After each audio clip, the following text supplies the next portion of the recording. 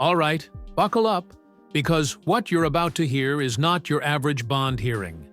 The judge is done playing games, and Mr. Poole, he's about to get a legal wake-up call that'll echo across Harris County. Let's get into it. I think, Mr. Poole, that you are a complete and utter danger to our society. And I'm going to do everything in my power to protect Harris County from anyone that does any kind of damage whatsoever. I am now revoking your bonds on both of your other cases. Goes with you. You have a cause number for me? Yeah, the new case that the warrant's on is 253-4523.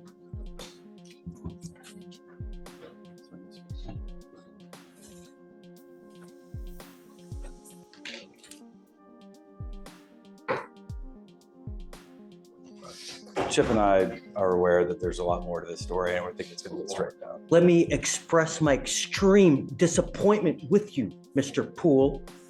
You are on bond for an evading arrest, a criminal mischief. You've picked up an aggravated assault of a family member and now a terroristic threat. You have the right to have an attorney present. If you cannot afford one, one will be appointed to you, sir. Yes, Judge. The defendant is the complainant's ex-boyfriend. During a walk-in report, the complainant told the officers that her and the defendant had an on and off dating relationship since the 8th grade, but they broke up in June 2024. In September, the defendant told the complainant, "Stop talking all that mess before I come to your house and fucking shoot you." The complainant told the officers that right after the incident, the defendant sent her photos of a gun in his lap. The complainant stated the defendant also told one of the complainant's friends that he was going to— Whoa, let's pause. Threatening someone, then sending them photos of a gun? That's not just reckless. It screams intent. This isn't just emotional outburst territory anymore. We're in serious felony land. And remember, prosecutors love when the evidence texts itself. shoot the complainant. So, tell me about the ag assault. What happened there? Your Honor, in the ag assault, one moment. In the criminal mischief, is it with the same complaining witness as well? The criminal mischief's from a prior event where we had experimented trying a drug and kind of got crazy and broke stuff with it. Yes, Your Honor. And then for the aggravated Completely assault, unrelated. it says the complainant and her friends went to a party, and at the party they saw the defendant trying to get in, but was ultimately turned away because too many people were there already. While walking, the complainant ignored the defendant, and the defendant stated, "Are you going to apologize?" And the complainant kept walking. The defendant began cussing at the complainant and said, "I got it on me." And the defendant said the complainant said at that time, the defendant got a pistol from his ankle and pointed it at her. And then witnesses corroborated the complainant's statement. And there it is, the eyewitness confirmation. In court, that's gold. When multiple people back up the same story, the ET defense can't just wave it off as he said, she said. And pulling a pistol at a party? That's how a teenager ends up doing adult time.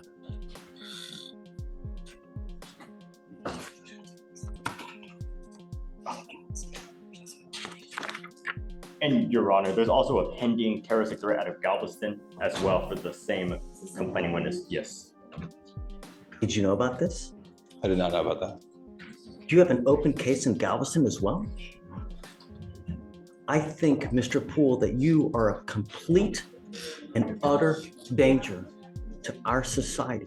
And I'm going to do everything in my power to protect Harris County from anyone that does any kind of damage whatsoever. I am now revoking your bonds on both of your other cases. Goes with you. I'm sorry, you don't get the message. And now I hope you do. But I am now going to give you home confinement. You're not allowed out if you bond out of jail. I'm going to make your bond sky high. I think that you're a complete and utter danger to everyone. Did you catch that? The judge just laid it bare. You're a danger to everyone. When a judge uses that language, they're building the record to justify everything that follows: sky-high bonds, revocations, and confinement. It's the courtroom equivalent of slamming the gavel down hard. Flaunt our bond conditions. And it's truly sad, Mr. Poole, because you have but one life. And when you have a gun and when you start using that God forbid that you do some irreparable damage, that you dig yourself into a hole where you're looking at 50 to 60 years in prison, perhaps life. 99% of people that are in jail are there because they have no self-control.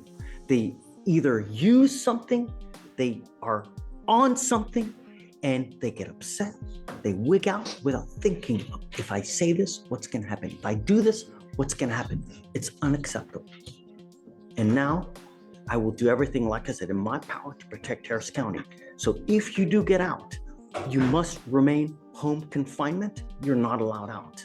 No weapons, no contact with any of the complaining witnesses whatsoever, no dope, no alcohol. Anything else? I mean, what does he do? He's a student, Judge. He's a high school student. So I don't know what to tell you, man. I mean, he scares me. understood. And Chip and I are going to put some things together. I think that there's a different scenario really going on than what this reflects in the probable cause statements. And we're going to bring that to the prosecutors. If you have something that shows me different to what they have, I'm all ears. Understood. You know, And with your permission, Judge, if we'll get some time to put that stuff together, we can perhaps readdress the bond. yeah, absolutely. And I never want to see a kid lose out on school, you know, because to me, it's the most important thing in life, you know? Understood. If we do home confinement, can there be an exception to that when he's at school and he just has to report immediately back to his home? Is he like in high school? It's a high school student. Nice. I mean, Online school. Yeah, Judge, he's actually currently, because of this situation, doing online school, so he'll be able to go from home. Oh, okay, good. So disregard. There we go. Are you, Mom and Dad? Come on up, come up.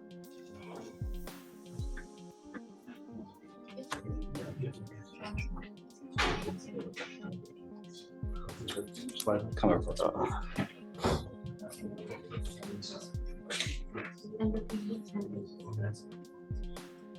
Thank you so much for coming. Shh. It's out of control. I don't know what else to do. But it seems that when he's out in public and he's out, you know, partying, as they say, there's a wake of trouble. Did you guys know that he has a case in Galveston as well? No, Your Honor, this is the first time I've heard of that. Let's talk strategy. The defense is scrambling here, trying to frame this as a one-night bender that got out of hand. But the judge sees a pattern. And patterns are deadly in court because they kill the benefit of the doubt. No longer a mistake. Now it's a behavior. Is it currently open? It's currently open, Your Honor. Something that the lawyers are also unaware of as well, you know? We think it's all one event that happened over a few hours. We don't know. But it's not though. It's not. He's, you know, 12 in December of 23, you know, we have a criminal mischief, an evading arrest. Now, a couple months later, we've got Galveston. It's not. And I think that we need to really give him a wake-up call before he really does irreparable damage, you know? If I could just clarify, the two events here in Harris and the one event in Galveston, we think that was all in the one series of events that happened between football games and a party on a hotel. We need to figure out what's going on, you know, to figure out why it's continuing to happen. And, you know, I want what's best for your son. I really do. And I will help you in any way that I can. I have to put him in custody today because I have to show him that it's unacceptable what he's doing and picking up these tuna cases, especially the fact that he's picked up an aggravated assault. That's, you know, you've got a great lawyer. We'll be here to figure it out with you. And Judge, he's already addressed the bond on the felon cases. This is a key moment. Home confinement, GPS. Tracking, no drugs, no alcohol. Basically, the legal version of you're grounded by the state. The court's saying, we'll give you structure because clearly you're not creating any on your own. And if he slips up even once, zero bond, boom. So he's gone in and addressed it with the felony. We're just Bond, huh? understood. So I'm making your bonds 30,000 each. I don't know if they're gonna bond you out, but, you know.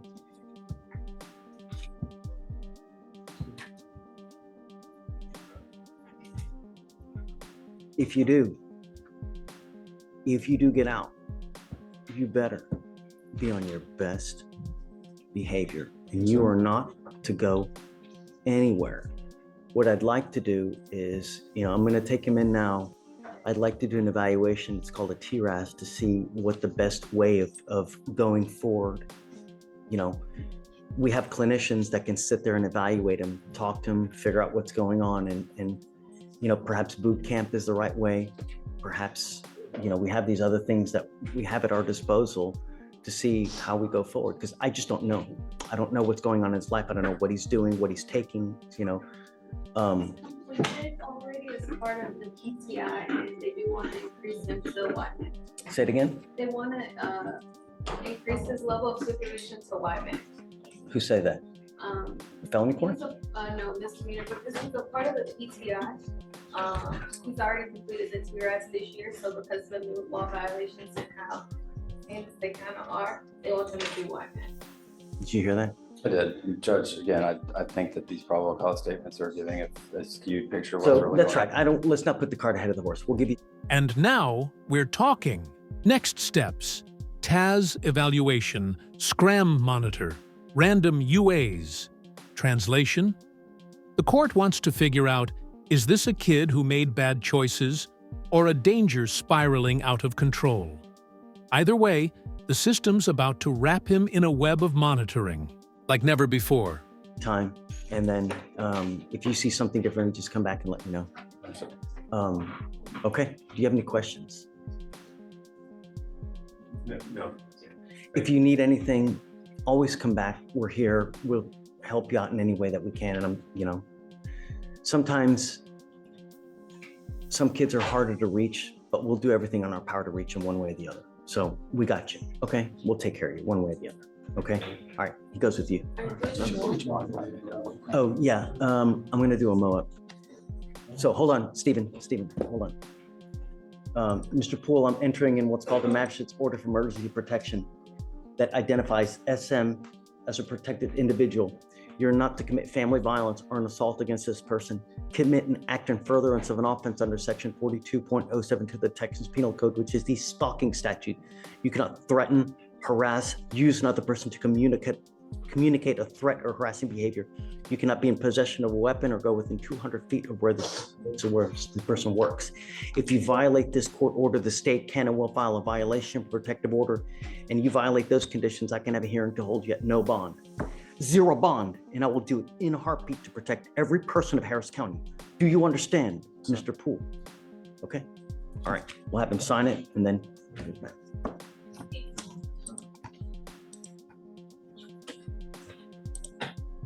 Judge, I just. I hate for-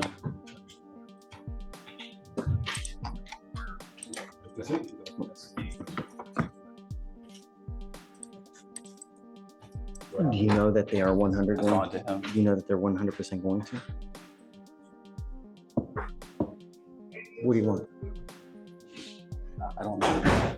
I understand the benefit of expressing the gravity to him of having him go into custody and have to bond out, get processed through the jail, spend the night in jail.